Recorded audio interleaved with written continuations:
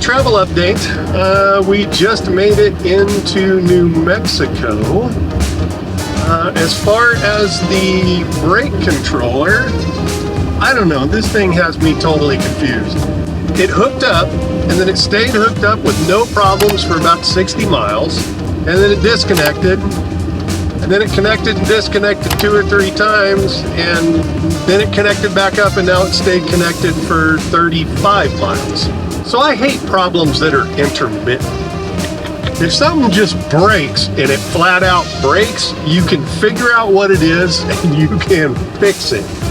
But when it's intermittent like this, it's such a nightmare. So is Highway 10. Yeah, Highway 10 is a bit of a nightmare too, man. This thing is just beating us to death.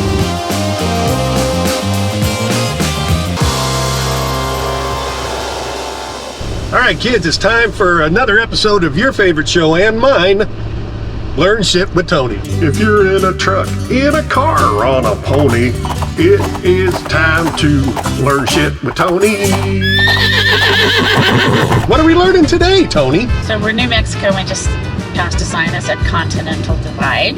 The Continental Divide of the Americas, also known as the Great Divide or the Western Divide or simply the Continental Divide, is the principal and largely mountainous hydrological divide of the Americas and separates the watersheds that drain into the Pacific Ocean from those river systems that drain into the Atlantic, including those that drain into the Gulf of Mexico, the Caribbean Sea, and the Hudson Bay. That's fascinating. Although there are many hydrological divides in America, the Continental Divide is by far the most prominent because it tends to follow a line of high peaks along the ranges of the Rocky Mountain and the Andes. Oh, so the Continental Divide extends all the way down into South America too. Yes, yeah. Wow. Well, now you know. Now you know, folks. Continental Divide. Yes. There you go. That's your daily episode of Learn Shit with Tony. Yeah. Love it.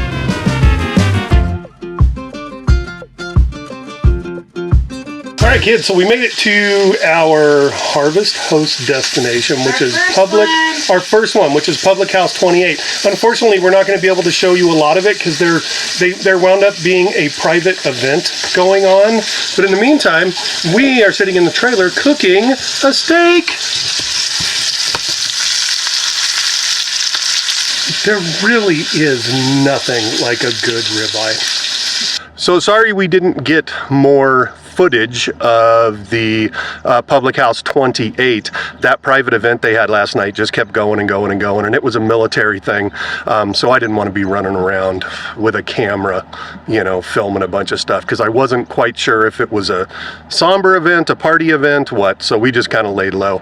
But the brewery's nice. I mean, we had a couple beers. They have great beers. Like I said, we've been here before last year, so definitely recommend it, and it's got a great big area to park. I should get a shot of that so that you can at least know how big the parking area is. So let me go do that. So that's the road you come in on. That's the brewery. And let me just kind of swing around. There's a little patio area out there behind those trees. And then this is the parking area. So it's really big, pretty expansive. We have a 30-foot trailer. It was a little tough getting it turned around in here. If you're pulling a 40-footer, that might be a bit of a challenge, but it's doable. Go, go, go, slide. Go, go, go.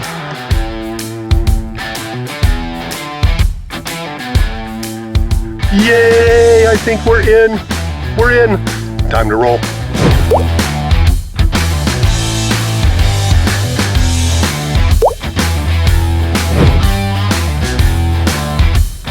Tony Tao's first time driving the trailer. You're not nervous. I'm fine. I have all the faith in you, Toni Tao.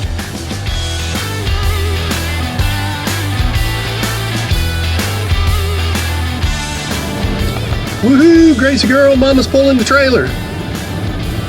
You might feel that truck pull you a little bit towards it first as it comes by.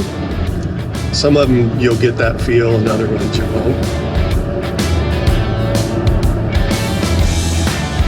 Gracie girl, are we proud of mom? Say, we're still proud of mom.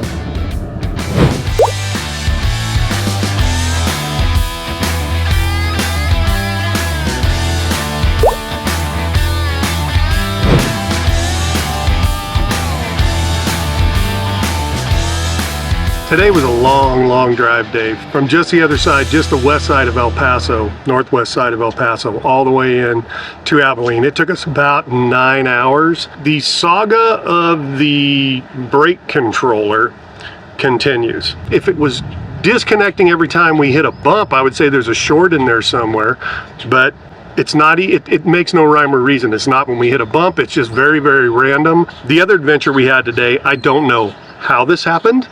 And what I'm talking about is the foot on our jack stand disappeared.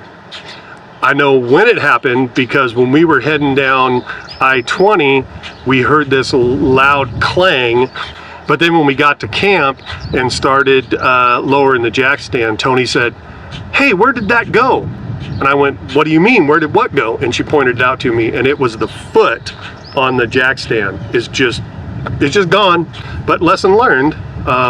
Every time, check that pin before you leave to make sure that foot's not gonna pop off going down the road. Today we are leaving Abilene, Texas. We had one night here last night. It thunderstormed like crazy. We're leaving Abilene, Texas. We're heading to Shreveport, Louisiana. But today is a very special day, Toni Town. You know, why are you rolling your eyes? It's a very special day. You know what today is? Saturday. It is Saturday, but it's something even more special than that. It's Buc-es Day.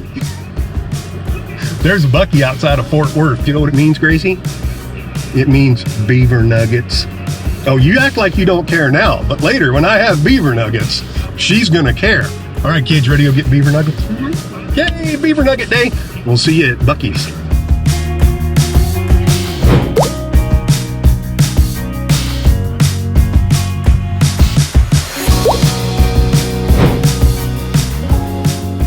Well, we have made it to the bivouac of the Beaver. Man, it was like a traffic jam just trying to get into this place. All right, Toni Tao, so what did you obtain while you was at Buc-es? All right, are you ready? Yep, Buc-es reveal. Buc-es paper towel. Well, no, just Flora because I'm out of paper towels right now. I was gonna say, Buc-es had Buc-es branded paper towels. I found some Danos and I've been wanting to try this. What is Dano? It's a seasoning that everybody swears by. Oh, okay. Of course. Beaver Nuggets. Beaver Nuggets. And now we got enough Beaver Nuggets that last us for a while. Like a week. Oh, Buc-es Tip Top Butter Popcorn. And then I got the assorted thing of different cool. nuts. Because I just got the pecan one. See, leave it to you. You wind up getting the multi-pack. All right, tag team. I'll show you what's in my bag. All right. 2 more bags of Beaver Nuggets, so I don't know, it's 2 weeks supply now. Bohemian garlic jerky, teriyaki jerky. Oh, yum. 2 brisket sandwiches, and the piece de resistance sausage on a stick. But I found this time. That's gonna look fascinating eating while you're going down the road. There's a pair of scissors in the door behind you. Oh, okay, cool. No, these aren't scissors. You've taught me. These aren't scissors. They're kitchen shears. Kitchen shears. They have not made these easy access. A good sausage never is. This is, it's not spicy. It's just super good. Want a bite? Yeah. Bite? I have to eat it like a lady. There's no way to eat it like a lady. Yeah, I don't get the whole tortilla thing. You don't really need the tortilla on it. I don't. Really, you don't. You could just have a sausage on a stick, and it would be great. All right, so let's get out of this hot trailer and get back on the road. Yep.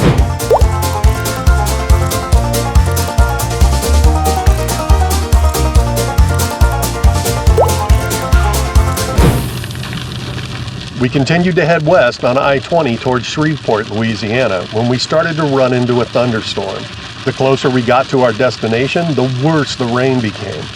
At times, the traffic on the freeway was down to 20 miles per hour just so we could see. When we arrived at the KOA, it was still coming down in buckets. All right, so we made it to Louisiana. I never seen so much damn rain come out of the sky in my whole life. So we're hoping that we can, just hole up in the truck for a bit until this rain lets up enough we can actually set up. Because, man, it is pouring. Unfortunately, the rain didn't want to let up, so the only solution was to set up the trailer in a downpour. Okay, for all of you people that live in Southern California and go, I don't see why anybody wants to spend money on a Class A. I mean, a travel trailer is just fine. The setup doesn't take that long. The setup's not that difficult. That is absolutely true, but I have one word for you. Thunderstorm. Can you see my pants? They're soaked all the way through to my damn underwear. It's soaked as well. My shoes, my socks, everything completely soaked. We're set up. Did you learn anything from all this?